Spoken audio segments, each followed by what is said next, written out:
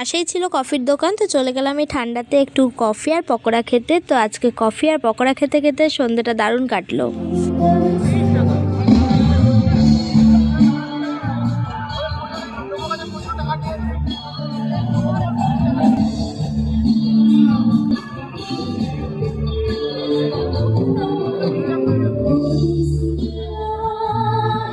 তো চলো আজকের মতো টাটা, দেখা হবে কালকে একটা দারুণ সন্ধ্যাতে। ততক্ষণের জন্য বাই বাই।